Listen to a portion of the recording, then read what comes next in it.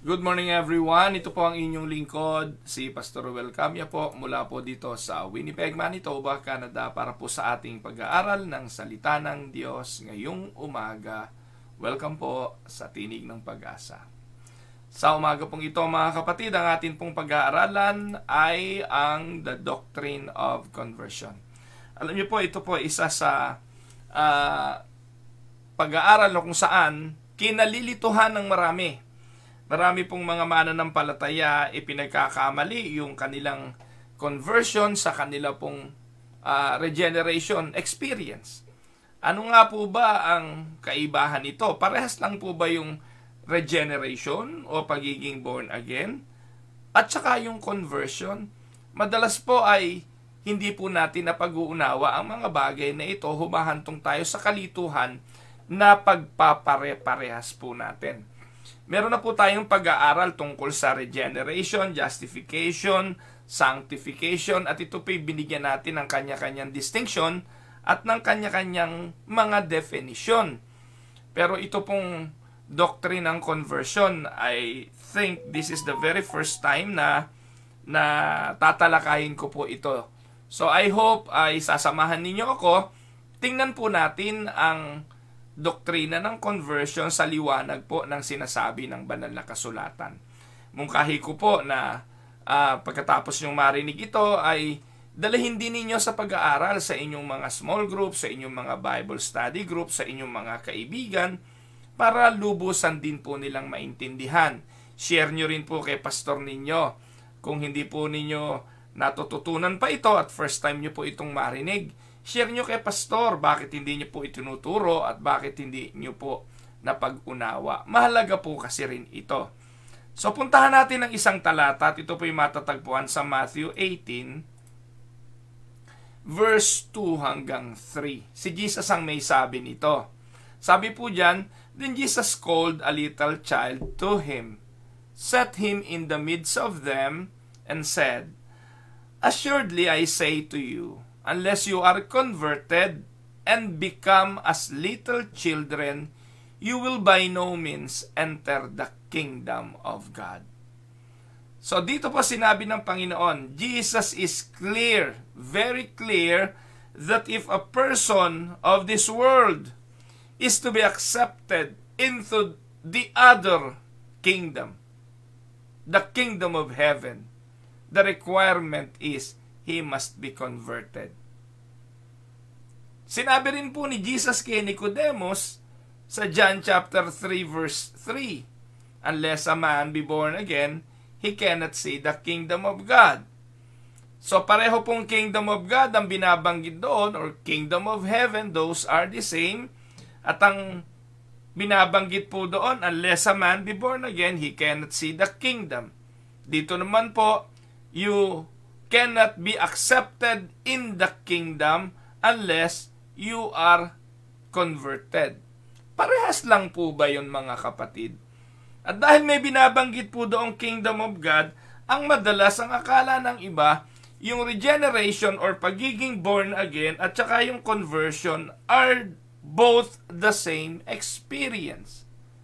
Put it very simply, ang sabi po rito ni Jesus, to be converted is absolutely necessary to enter the kingdom of God.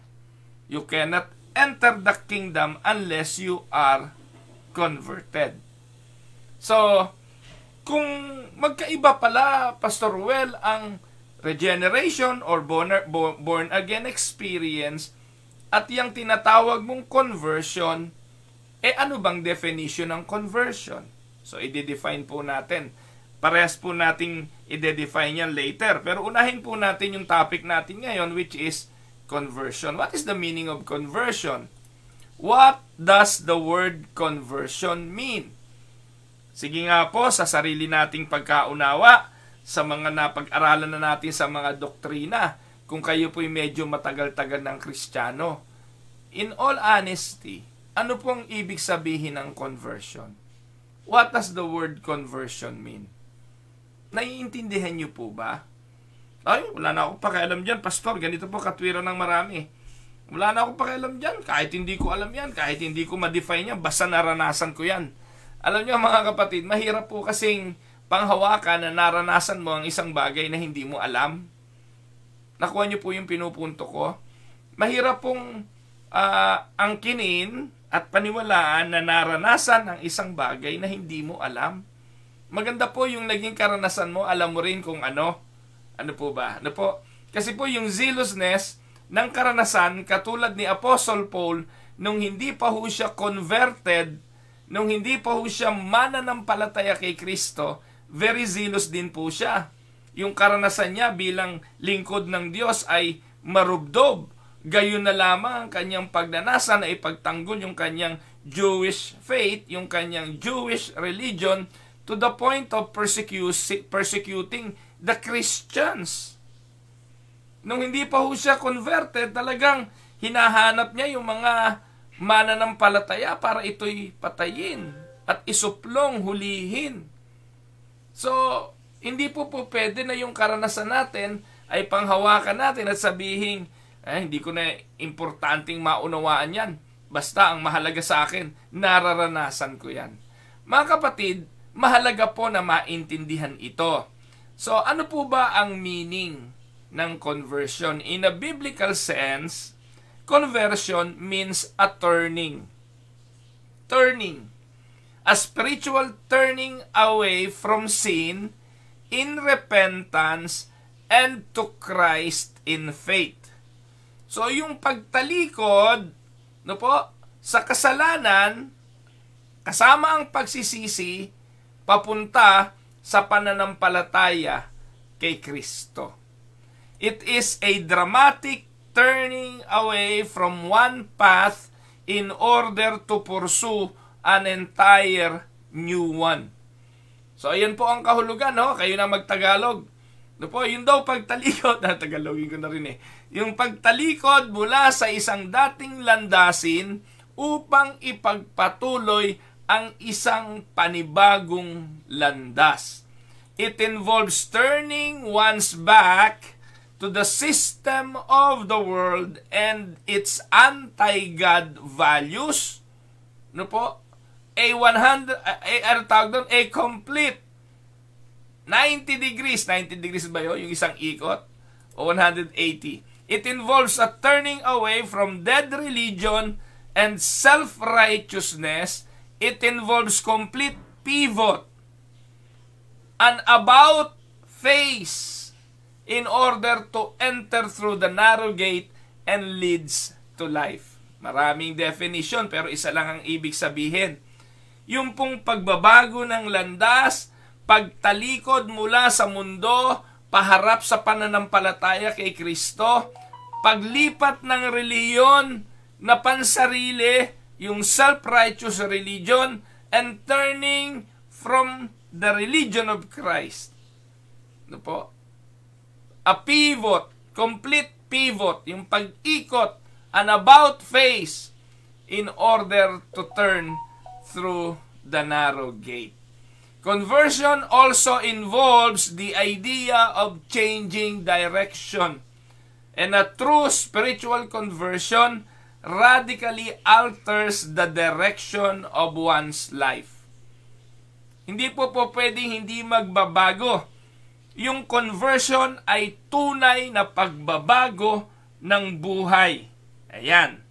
So, ang sabi po ni Kuya Oni de los Reyes, from hindi mananampalataya to pagiging mananampalataya kay Kristo. Yun po ang kanyang definition.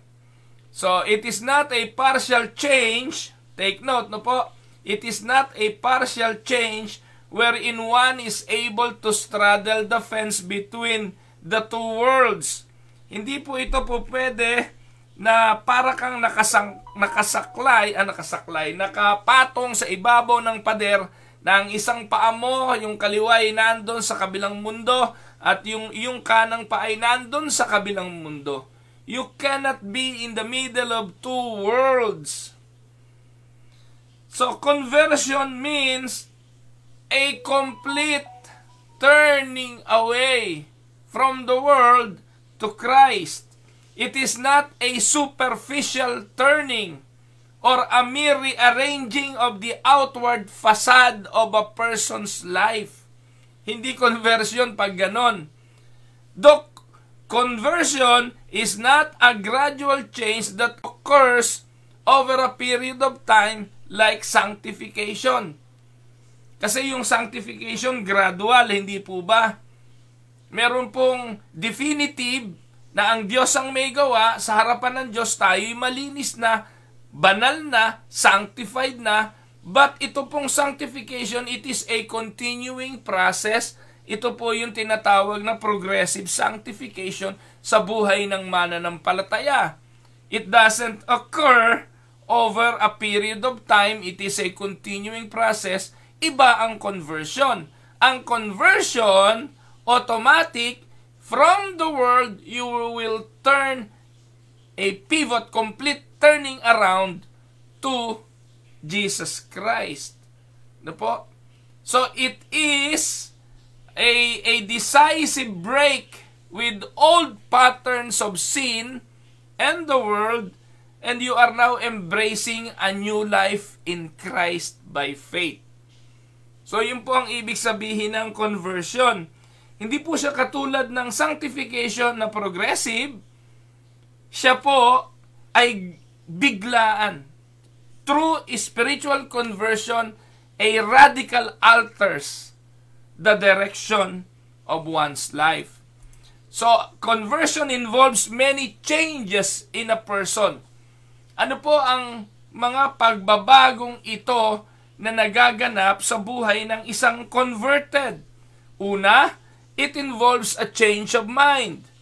Yung isang converted, ang unang nababago ay ang kanyang kaisipan, which is an intellectual change and a change of view, a change of new recognition of God, a new recognition of self, a new recognition of sin, and a new recognition of Christ. Kung dati si Kristo ay hindi tagapagligtas, pag converted ka, bigla magiging tagapagligtas. Magbabago ang iyong pagkilala sa Diyos, mababago ang pagkilala mo sa sarili mo, makikita mo ang kasalanan bilang kasalanan. And you will never be the same again. It involves a change of mind. Second, it involves a change of affections, which is an emotional change, a change of feeling, a change of sorrow for sin. At ano pa? There is a commitment on the holy and a just God. Dati tinitingnan mo ang kasalanan, okay lang sa iyo ito, pero dahil sa conversion, magbabago, kamumuhian mo ito. Kamumuhian mo ang kasalanan. Bagamat hindi po sinasabing nagiging perpekto ang isang converted person, wala naman pong ganun. No one and nobody is perfect. Pero nandun na po yung pagkagalit sa kasalanan at hindi na po mananatili sa kasalanan.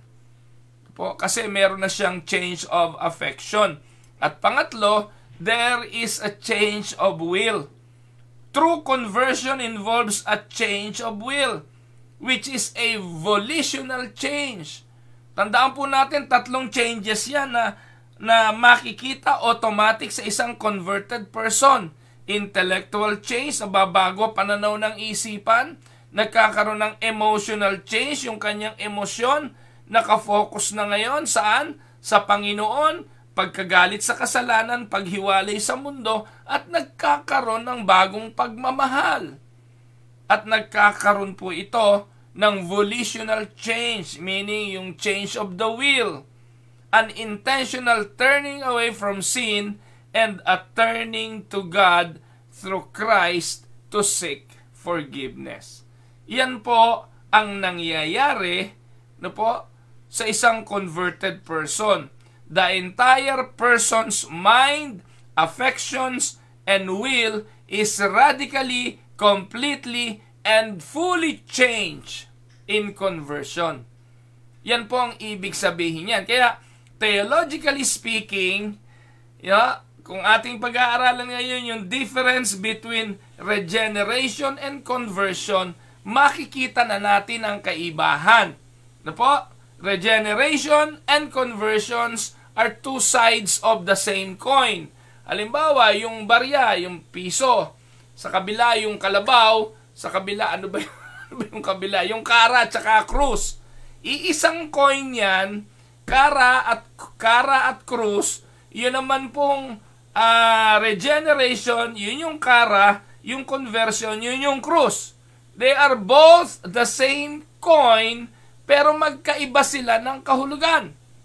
Tandaan po ninyo, yung pagiging born again, yun yung kara, yung conversion, yun yung krus.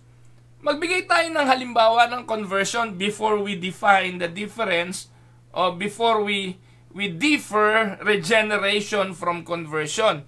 Ang pinakamagandang example po na pwede kong gamitin aside kay Paul ay yung conversion ni Zacchaeus. Si Zacchaeus po ay natagpuan ng Panginoong Hesukristo sa ibabaw ng puno ng sikomoro.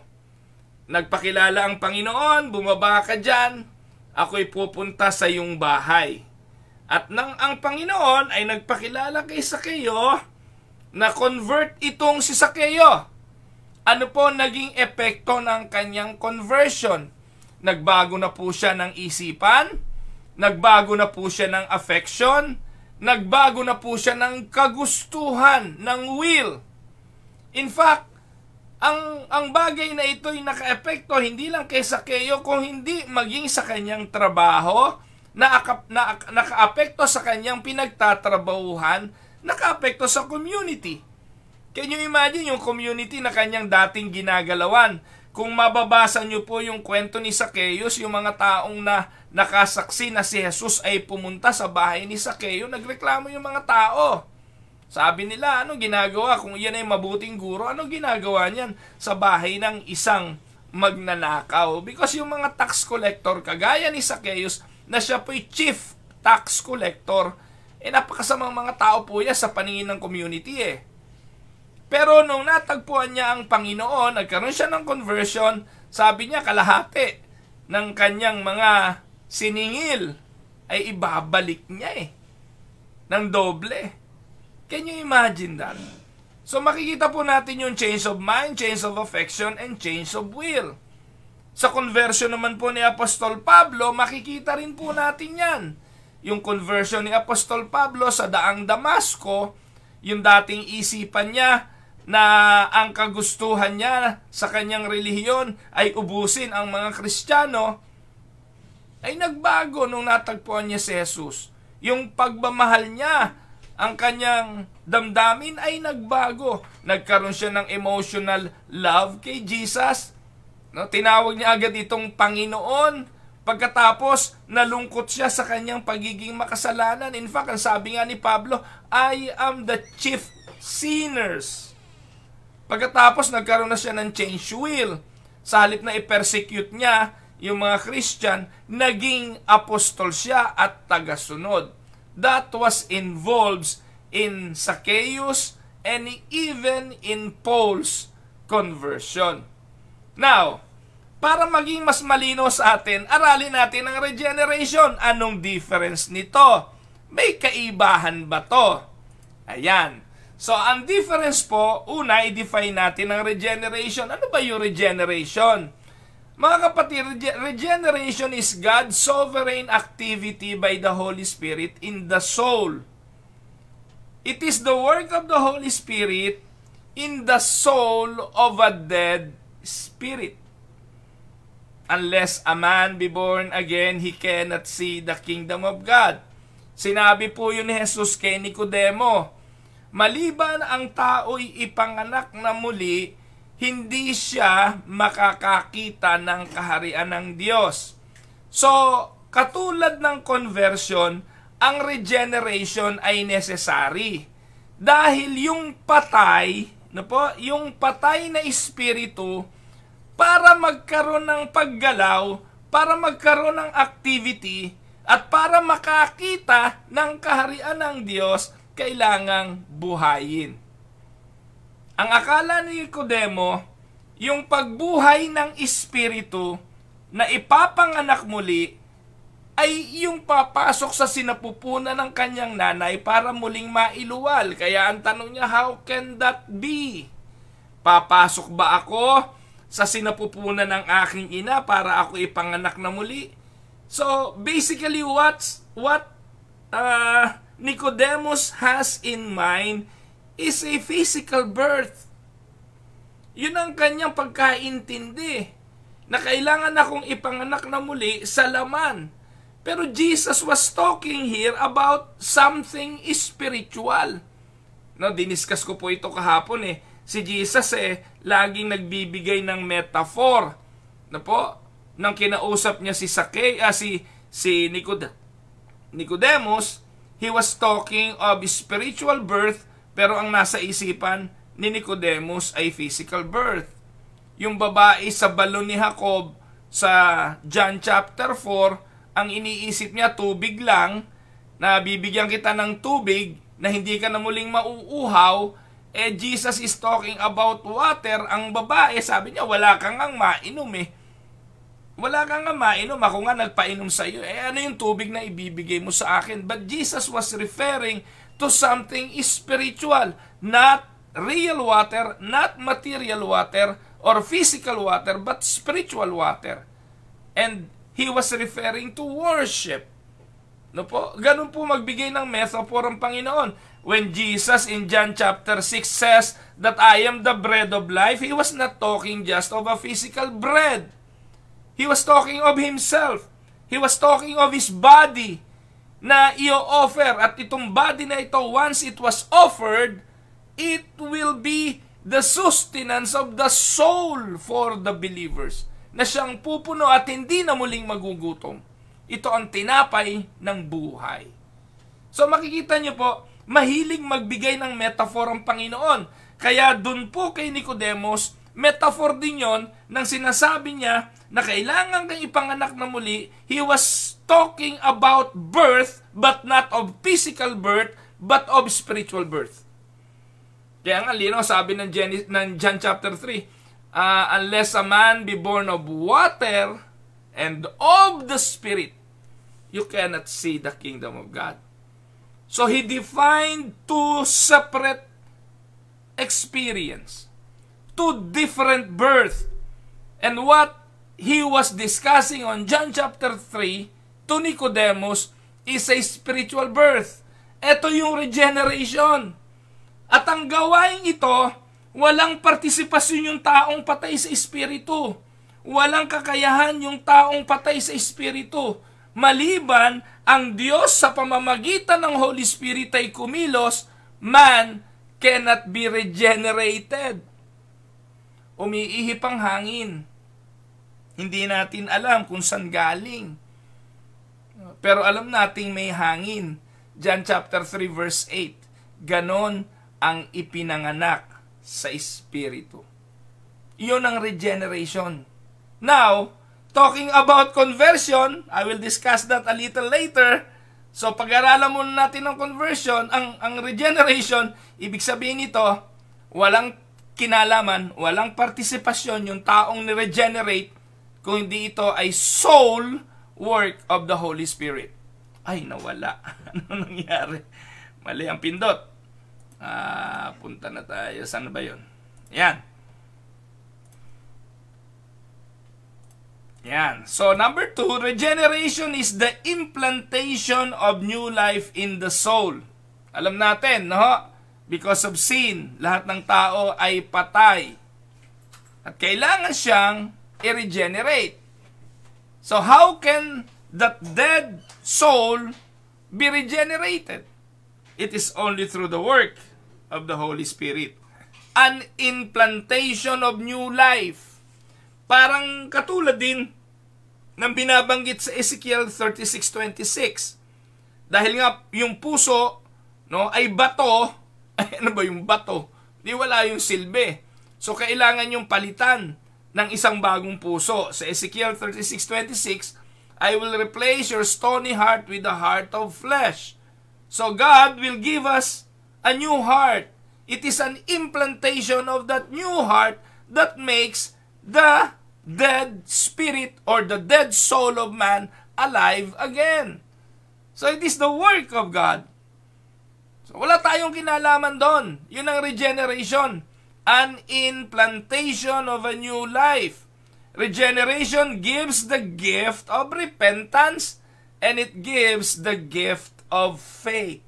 Pagkatapos kang ma-regenerate, magkakaroon ka ng pagsisisi sa kasalanan at pananampalataya sa Panginoong Hesukristo. Yang faith ay product of being regenerated. Po, kaya ang aral at ang turo natin, regeneration precedes faith. No po? Regeneration magre-resulta ng pananampalataya, not the other way around. Sawayin nyo yung nagtuturo ng kailangan ka manampalataya para ka ma-born again. Imposible yon. Papaanong ganon ka-imposible na yung camel pumasok sa butas ng karayom, ganon din po na imposibleng manampalataya ang isang taong patay. Nakuha nyo po. Imposible yon. Kaya po ang dapat, ang Diyos sa kanyang kapangyarihan sa pamamagitan ng Espiritu Santo, buhayin ang ating dead soul. Katulad ng nangyari sa Hardin ng Eden, kung saan ang lupa na hinubog ng Diyos ay hiningahan ng Diyos ng hiningang may buhay. Nakuha niyo? That is what regeneration, ano tawag doon? That is what regeneration is. Now, let us go to conversion. Ano naman ang conversion? Conversion is the response of the one who is regenerated. So, eto na po yun. Hindi po parehas yung regeneration at conversion. Ang conversion ay bunga, tugon ng isang taong buhay na ang kaluluwa, buhay na ang espiritu. Parehas lang yon, spirit and soul. Ano po? No, again, another discussion. Kasi pinag-iiba yan, yung mga naniniwala sa trichotomy. Pero isa lang yan, yung binuhay ng spirit ay soul or spirit, no, ng Holy Spirit. Yung ni-regenerate ng Holy Spirit is the man's soul or man's spirit. Pareho lang yon. Po. Ngayon, nung na-regenerate na yon, na-convert ngayon yon. Mako-convert. Kasi ang tugon, no po, yung tugon ng tao, like gifts of repentance and faith, ay product ng regeneration. No po? Conversion is the response of the one who is regenerated. Naiintindihan niyo po ba? Can you type amen kung nauunawaan niyo po at hindi kayo nalilito? Conversion is the first exercise of the new nature in ceasing from old forms of life and starting a new life. Nung tayo po ay hindi pa regenerated, nung hindi pa tayo born again, ano po tayo? Kaaway tayo ng Diyos. Ano po tayo? Katulad ni Pablo, tayo po'y kaaway ng Diyos. Katulad ni Sakeo, tayo po'y magnanakaw. Tayo po ay nanggigipit. Tayo po ay walang matuwid sa ating buhay. Romans 3:10, walang matuwid, wala kahit isa. Romans 3:23, walang nakaabot sa kaluwalhatian ng Diyos. Lahat tayo makasalanan. Pero dahil sa habag ng Diyos, may mga pinili na siya para kanyang buhayin sa kalagayang espiritual at i-born again. Kaya nga po si Zacchaeus, ano sabi? Anak din siya ni Abraham. Anong ibig sabihin nun? Nakatalaga si Zacchaeus na dalawi ng Panginoong Hesukristo dahil nakatalaga siya na i-regenerate at ma-born again at italagang ma-convert. Amen? And take note, yung kanyang conversion hindi product ng faith ni Zacchaeus. Maaring curious lang si Zacchaeus, ba't nagkakagulo ang mga tao? Marahil hindi siya makadaan dahil ang daming tao, siya maliit na lalaki. Sinilip niya ano ba pinagkakaguluhan, kaya siya umakyat sa puno ng sikomoro. Without him knowing that the Spirit is moving in him, doing the work of regeneration. When Jesus saw him on the tree, Jesus said to him, "Go down, Zacchaeus, papunta ako sa bahay mo. Nagkakagulo ang tao sa akin, but my business is to be with you." Amen. At doon po, nangyari na ang regenerating work of the Holy Spirit. Nalaman ba yun ni Zacchaeus? Umiihip ang hangin, di niya yun alam. Pero may hangin. Ganon din po ang regeneration. Umiihip ang hangin, di rin naman natin alam. Na born again tayo, di natin alam. Nakita na lang natin na tayo ay born again nang tumugon tayo sa pananampalataya at yung pananampalataya yun nag-result ng ating conversion. Nakuha niyo po. Hindi naman mahirap hindi naman rocket science yun eh. Kaya hindi pwedeng mauna yung hindi pwedeng mauna. Kailangan nyo lang maintindihan kasi yun ang sequence. Yun ang order of salvation. Tataka lang ako bakit hirap na hirap ipaliwanag ito ng ibang mga pastor eh. Pinagja-jumble. Eh sabi nila, hindi, basta may pananampalataya ka, tapos na. Napakahirap pong ipaliwanag kung hindi naiintindihan ng mga tao at napakahirap ipaunawa ng mga pastor kung yung pastor hindi rin to naiintindihan. Magkakaiba yan. May mga biblical term. Iba po yung sinabing unless a man be born again at iba po yung sinabi sa Matthew na unless a man be converted. How can a man be converted? Mako-convert siya if that man is regenerated or born again. Amen? So, it is the first action. Take note, ang first action ng regenerated soul ay ano? Conversion. Yung unang action ng isang taong regenerated o born again, siya ay mako-convert. Amen? On the other side of the coin, conversion is the response of the one who is regenerated. Tandaan po ninyo yun. Conversion is the response of the one who is regenerated.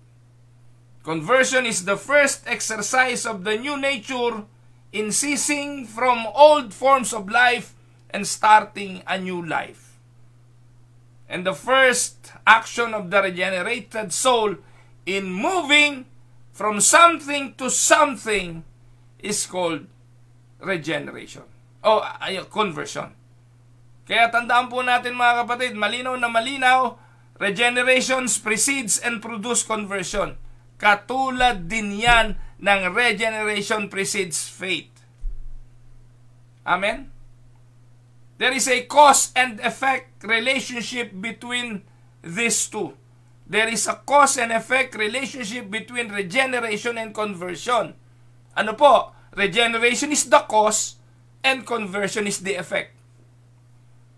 Amen? Ang pinagmulan ay ang pagiging born again at ang epekto ay ang conversion. Amen po ba? Ano po? So put it other way, or put another way, regeneration is the root and conversion is the fruit. Kaya linaw-linaw, ano po? To affirm true conversion, it implies na meron pong false conversion. No? Kung meron pong tinatawag na true conversion, meron din pong false conversion. Katulad din naman na merong tunay na fruit at meron pong hindi tunay na fruit. Ano sabi ng Matthew 7:21? Thus, by their faith or by their fruit, you will recognize them. Ang tunay na conversion daw ay mare-recognize saan? Sa pamamagitan ng kanilang mga bunga. Sa verse 21, ano sabi? Not everyone who says to me, Lord, Lord, will enter the kingdom of heaven. No? Hindi lahat na nagsasabi sa akin, Lord, Lord, ay mapupunta sa kaharian ng Diyos. Mahalaga na maintindihan natin. Yung bang ating conversion, tunay. Bunga ba ito ng pagiging regenerated? No? Mga kapatid, napakahalagang doktrina ito. Sino daw makakapasok sa kaharian ng Diyos? But only the one who does the will of my Father who is in heaven. So sino yon? Yun yung converted. Many will say to me on that day, Lord, Lord, did we not prophesy in your name? And in your name drive out demons? And in your name perform many miracles? Then I will tell them plainly, I will never knew you. Or I never knew you. Away from me, evildoers. People may know the truth and may have felt grief regarding their sin, but it is a selfish sorrow over what their sin has caused them to suffer, not how it has offended a holy God. So, ang one clear example ng false conversion sa Bible ay walang iba kung hindi si Judas. One clear of example of false conversion yan. Sumunod, naging alagad, nakasaksi ng mga himala, kasama sa pagpapakain ng 5,000, nang hinayang sa alabaster box na binasag ni Maria, na ang concern ay ang mga dukha at pakainin ng mga dukha. Pero ano ang sabi ng Bible? In a counterfeit conversion, there is no death to self, no submission to the lordship of Christ, no taking up a cross, no obedience in following Christ, no fruit of repentance, only empty words, only shallow feelings, only barren religious activities.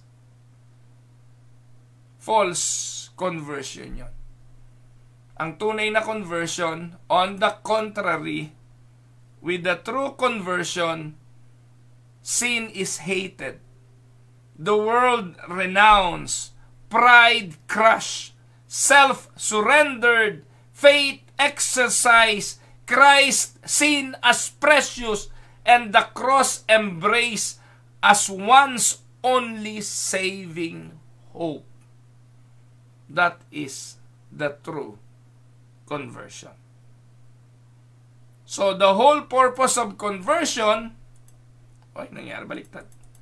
The whole purpose of conversion is to bring men and to bring women into a right relationship with God. Tandaan po ninyo, yung regeneration, ang resulta nun, inadapt tayo sa pamilya ng Diyos. Amen? Kasi dati kaaway tayo ng Diyos, patay tayo sa kasalanan, nung tayo binuhay ng Espiritu, ginawa na tayong anak ng Diyos. Amen? John 1:12, at ang mga nagsisampalataya ay binilang bilang mga anak ng Diyos. Paano tayo naging anak ng Diyos? So isa lang naman ang anak ng Diyos, at ito po si Jesucristo. Pero dahil kay Kristo, nagkaroon po ng tinatawag na change of family, ito po yung tinatawag na doctrine of adoption. Dati tayo kaaway ng Diyos, inadapt tayo sa pamilya ng Diyos. At dahil po tayo kabilang na sa pamilya ng Diyos, yung conversion ang magbibigay ng maganda at tamang relasyon natin sa Diyos. Yan ang purpose ng conversion. Tandaan po ninyo, hindi naman lahat ng anak ng Diyos, hindi lahat ng anak ng Diyos ay agad nagiging masunuring anak ng Diyos. Alam niyo po ba yung istorya ng prodigal son? Parehong anak yon. Parehong anak. Pero hindi naman pareho na ugali, di po ba? Sino po ba ang prodigal doon? Yung prodigal doon, yung panganay. And yun yung mga tao na anak nga, kasama ng ama, na ando sa piling ng ama, pero punong-puno naman pala ng reklamo habang naglilingkod doon sa ama. Punong-puno ng hinanakit habang nandun sa piling ng ama. O yun namang isang anak, yun naman yung rebelding anak. Hiningi na agad yung mana ng ibang bayan, inubos ang kayamanan, tapos nung naubos na, bumalik sa ama. Parehong anak yon.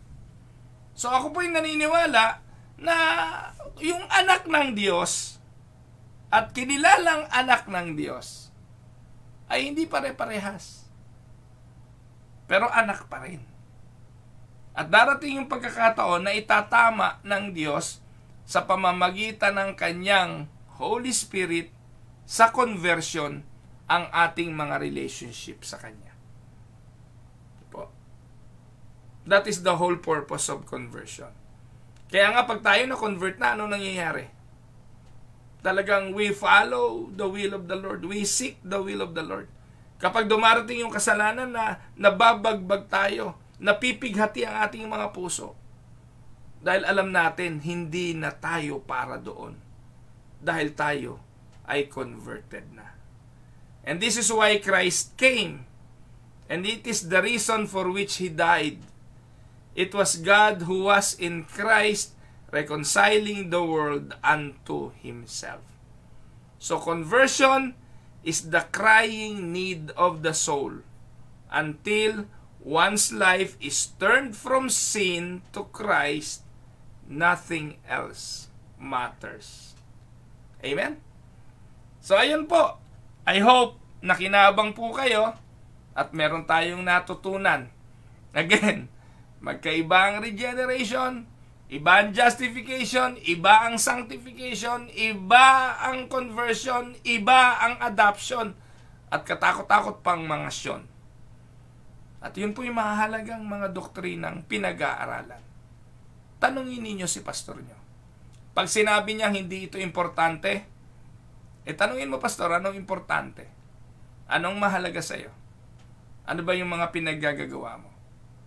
Kasi po, naniniwala po ako, unless a man be born again, he cannot see the kingdom of God.